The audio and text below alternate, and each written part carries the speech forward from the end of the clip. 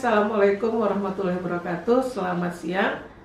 Jumpa lagi dengan saya Diana Zaini untuk mata kuliah masih dalam mata kuliah Sistem Badan Hukum, melanjutkan dari pertemuan pertama, pertemuan kedua, di mana pertemuan pertama saya sudah membahas mengenai kenapa kok subjek hukum itu juga terdiri dari manusia dan badan hukum. Kemudian pertemuan kedua saya sudah membahas mengenai badan hukum yang berbentuk perbankan, PT Bank.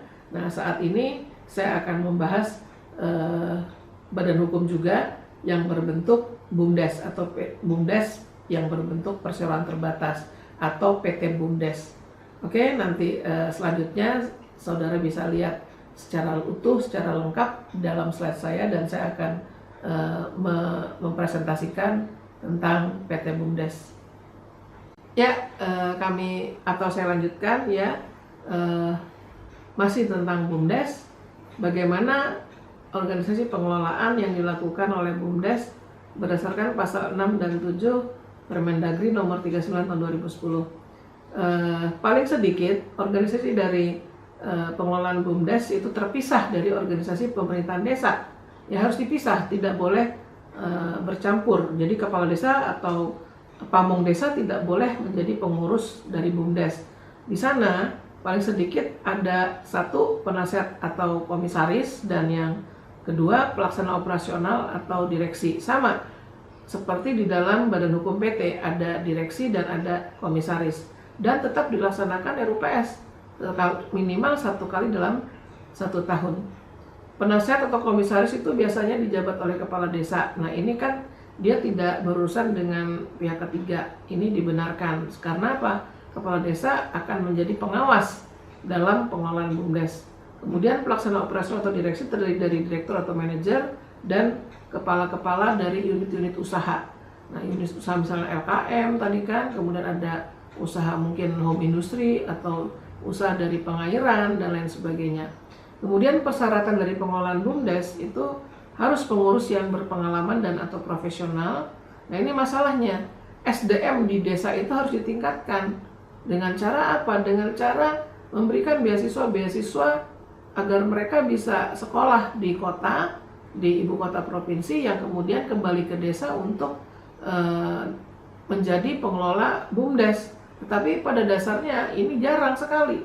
Kalau sudah sampai di kota, mereka tidak mau balik lagi ke desa, karena mereka tetap kemudian setelah selesai kuliah, mereka justru mencari pekerjaan di kota dan di ibu kota. Ini terbalik ini alurnya ya.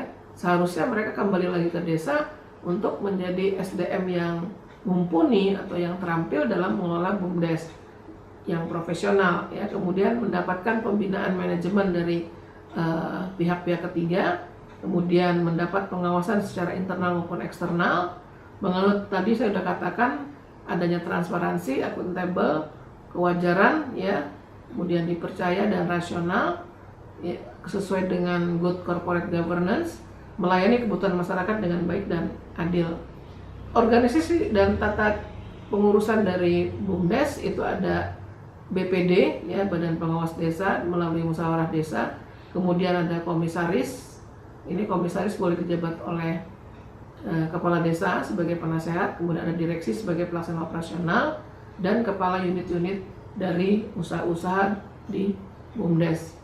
Kemudian untuk tugas dan kewenangan, saudara bisa lihat dalam slide saya di PPT UBL Apps ya.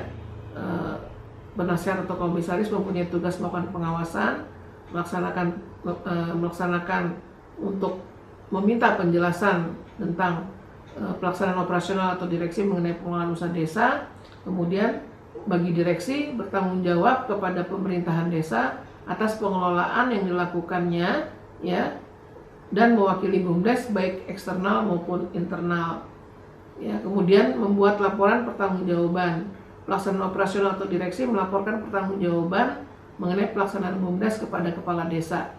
Ya, kepala desa ex officio komisaris. Kemudian kepala desa melaporkan pertanggungjawaban BUMDes kepada BPD, Badan Permusyawaratan Desa. Kemudian di dalam forum musyawarah desa. Ya.